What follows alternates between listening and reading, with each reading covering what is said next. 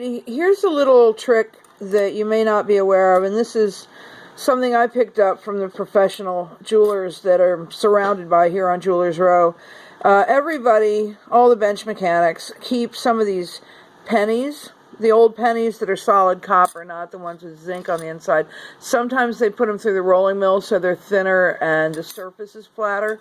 This is just a random piece of copper that's thin enough, and here's another one, just a piece of copper. And you notice they all have holes in them. Here's one that hasn't been made into anything yet. And what happens is, you see this little halo of solder around the hole, and you can use either side. This one had a pair of pear-shaped settings, and then later somebody put a round bezel over the same hole. You want to have a hole in the back so you can put a pointy tool through from the back and rock your diamond, and if it's misaligned, you want to be able to rock it until it sits flat. So what you do is you take your bezel, either tapered bezel or straight walled bezel, and you solder it onto above one of these holes in these pennies or pieces of copper.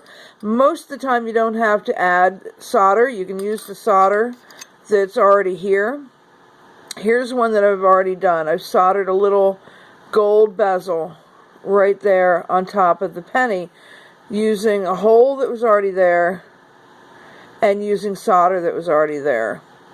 And what this enables me to do is to go ahead and set this diamond and burnish it and clean it, texture it if I want to mill grain it, whatever. I can do everything I need to do using this giant chunk of copper that I don't care about as a handle. I don't have to worry about slipping with a tool and marring what's going to be my finished piece. I don't have to worry about having, an arena around the bezel where I can get in there with tools and set the stone. I can set the stone this way and really, make sure that it's right. If it doesn't come out right, I can start from scratch. No harm done.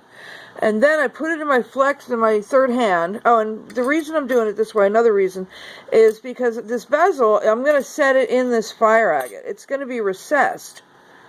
So I don't want to set the diamond once it's in there, because that's just too scary for the stone. And, it's going to be recessed, so it's going to be hard to polish. And, I could even get it rhodiumed if I wanted to. It's going to be independent. So anyway, I've gone ahead and set it. And what I would do next is I would put it in my flex shaft. I've taken the liberty of going ahead and doing that one.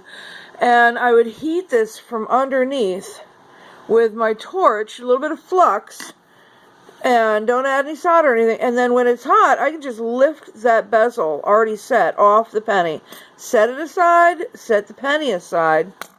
And then in this case, because it's going to go into that stone, I found this piece of tubing, silver tubing in this case. I don't have to use gold if I don't want to, because it's going to be hidden. That's going to go in there, and when I pull that off, I'm going to solder that bezel onto there. I'll have the bezel upside down on my pan, and I'll just come over and I'll use that same solder that's already there, and I'll solder the bezel onto there. So you look at that, you're going to see a bezel. I'm going to put it through the stone.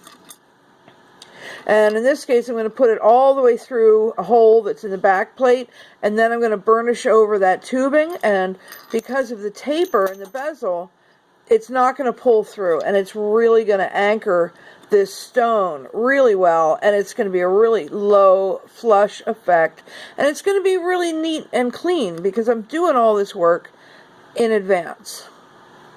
So I hope that's something that's helpful to you.